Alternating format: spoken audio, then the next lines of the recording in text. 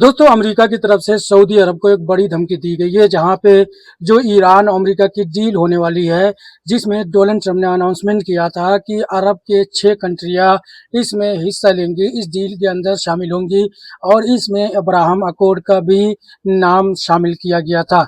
यानी इस डील के अंदर ये होगा कि जो भी कंट्री ईरान के साथ में हो रहे डील में शामिल होगा, उसको लाजमी होगा कि वो अब्राहम अकॉर्ड में भी शामिल हो जाए। अब्राहम अकॉर्ड में शामिल होने का मतलब ये है कि इजराइल के साथ में नॉर्मलाइजेशन करना, इजराइल के साथ में अपने रिश्ते नॉर्मल करना है और डिप्लोमेटिक जो रिश्ते हैं वो भी सही करने होंगे।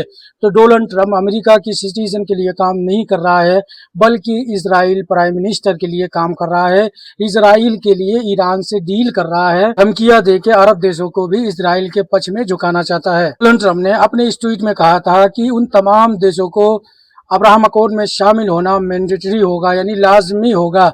और अमेरिकी सेनेटर लिंडसे ग्राहम ने भी यही चीज पोस्ट की है अपने ट्विटर हैंडल पे। अमेरिका की तरफ से यह भी कहा गया था कि इसमें पाकिस्तान भी शामिल होगा। तो पाकिस्तान ने भी सफाई दे दी है, पाकिस्तान ने भी अमेरिका के इस डिमांड को रिजेक्ट कर दिया है। सऊदी अरब ने भी अमेरिकी इस डिमांड को रिजेक्ट कर दिया है। सऊदी अरब ने कहा है कि हमारा जो स्टैंड है वो क्लियर है, जब तक फलस्तीन को उसको स्वतंत्र देश घोषित नहीं किया जाएगा, तब तक हम इसराइल के साथ में अपने रिश्ते अच्छे बिल्कुल भी नहीं करेंगे। इसराइल के साथ में कोई भी नॉर्मलाइजेशन हम नहीं करने वाले हैं। तो सऊदी अरब ने भी डोनाल्ड ट्रंप को लात मार दिया है। सऊदी अरब के ऊपर प्रेशर बना के डोनाल्ड ट्रंप ने सोचा था कि हम इसराइल के साथ में सऊदी अरब का नॉर्मलाइजेशन करवा देंगे। डोनाल्ड ट्रंप का सपना है, ये सपना ही रहेगा। लेकिन वहीं पे दो ऐसी अरब कंट्री हैं जो अमेरिका और इसराइल का साथ दे रही हैं और उन्होंने अपने रिश्ते इसराइल के साथ में अच्छे कर लिए हैं, इसराइल के साथ में नॉर्मलाइजेशन कर लिए हैं। मैं बात कर रहा हूँ जॉर्डन, हाँ वही जॉर्डन हरामी की। अमेरिका और ईरान इसराइल जंग के बीच में ईरान की मिसाइलों को रोक रहा था और इसराइली अमेरिकी मिसाइलों को ईरान पे गिरने दे रहा था। वही जॉर्डन की बात कर रहा हूँ। जॉर्डन के जो इसराइल के साथ में रिश्ते हैं वो काफी नॉर्मल हैं और काफी अभी इस वक्त बेहतरीन चल रहे हैं और यूएई भी इसके अंदर शामिल है। यूएई तो शुरू से ही इसराइल के साथ में अपने रिश्ते मजबूत करने में लगा हुआ है और ईरान जंग के दरमियान में लगातार जो यूएई के ऑफिशियल थे वो बोल रहे थे कि इसराइल के साथ में रिश्तों को मजबूत करना चाहिए। अरब देशों को भी यही यूएई की तरफ से सलाह दी जा रही थी। तो यूएई और जॉर्डन दोनों शामिल हो गए हैं अब्राहम अकॉर्ड में और इसराइल के साथ में उसने अपने रिश्ते को नॉर्मलाइज कर लिया है। वहीं पे खबरें ये भी निकल के आ रही हैं कि ईरान के अंदर 90 दिनों से बंद इंटरनेशनल इंटरनेट को खोलने का आदेश दिया गया है। ईरानी प्रेसिडेंट मसूद पजिशियान की तरफ से ये बयान आया है। उन्होंने कहा है कि जल्द ही ईरान के अंदर जो इंटरनेट की सर्विस है उसको नॉर्मल कर दिया जाएगा, क्योंकि आप लोगों को पता होना चाहिए पिछले कई दिनों से यानी कई महीनों से ईरान के अंदर इंटरनेट पे प्रतिबंध लगाया गया था। इंटरनेट पूरी तरीके से ईरान के अंदर बैन कर दिया गया था।